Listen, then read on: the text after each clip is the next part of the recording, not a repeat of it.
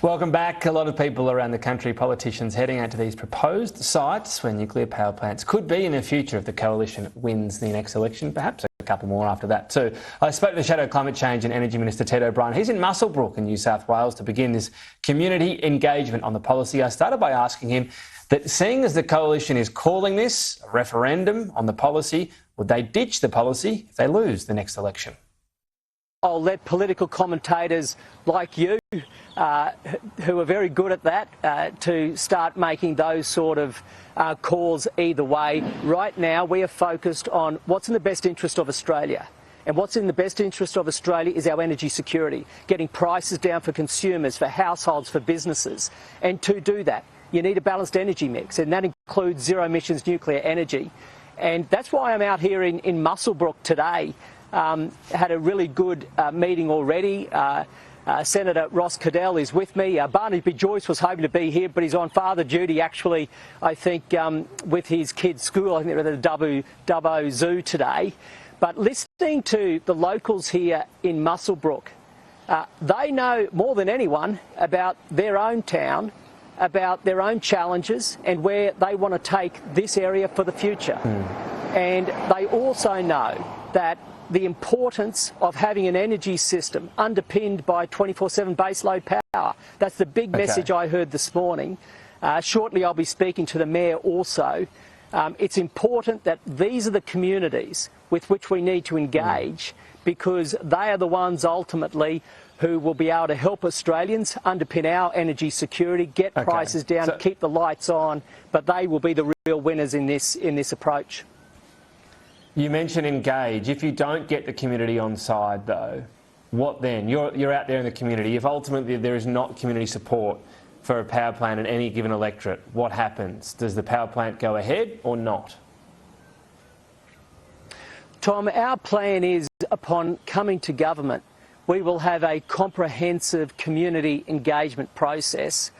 People around this region have recently experienced a process that went for about 2 months on an offshore wind zone. Most of the residents didn't even know that was even taking place.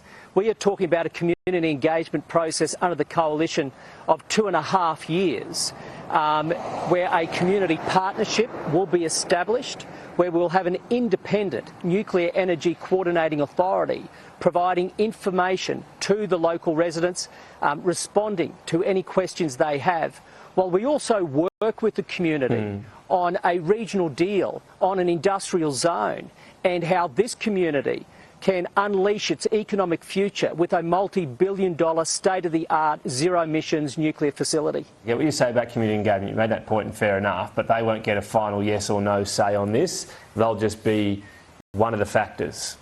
As we see around the world in like economies, we are a liberal democracy, as we know, Tom, and we have a Westminster system where ministers have to be responsible and make decisions. That will be no different in this case. Decisions will need to be made. What I've laid out for you is what would inform such a decision under a coalition government. And that includes consideration of the social, the economic, and indeed the environmental impact of local communities. That's absolutely key.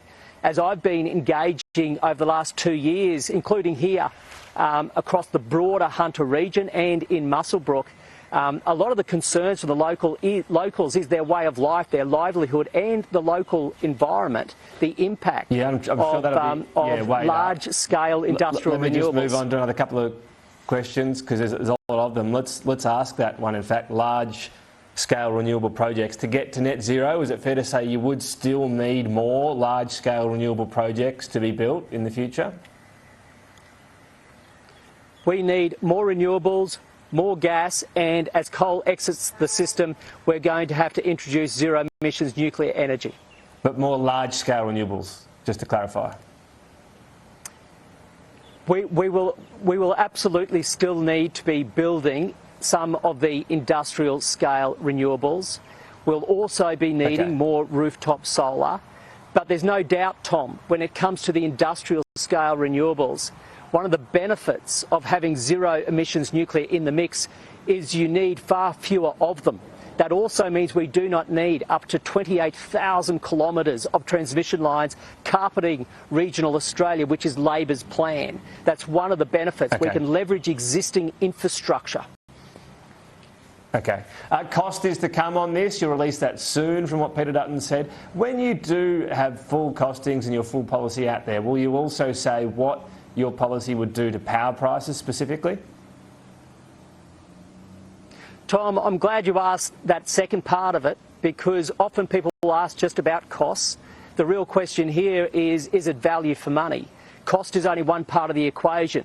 The benefits are the other part of the equation. And one of the big benefits for all Australians, whether it be small businesses or households, is cheaper, cleaner and consistent 24/7 power. It just so happens that communities like here in Muswellbrook will gain even more, as they will be the hosts of these important national assets. All right. Then when it comes to prices, I think your question's an insightful one, because at the last election, Labor had promised a $275 reduction in household power bills across this state.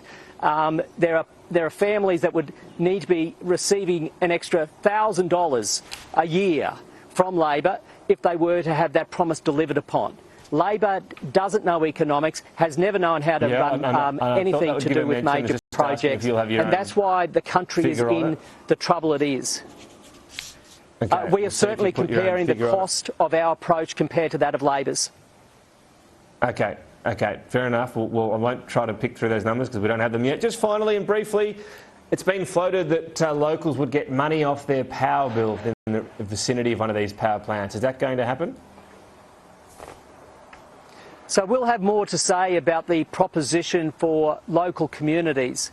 What we have said, though, is that by virtue of hosting one of these state-of-the-art zero-emissions nuclear power plants, there's an opportunity to create an industrial economic development zone around those power plants. Because of its proximity and the benefit of government ownership, we are looking at ways that will see those businesses and industries within that zone receiving cheaper wholesale electricity prices and cheaper network charges. Again, this creates investment and underpins the economic security and prosperity of these towns for generations to come. Sounds like it's firmly on the table. We'll see soon enough. Ted O'Brien, appreciate your time today. Thank you.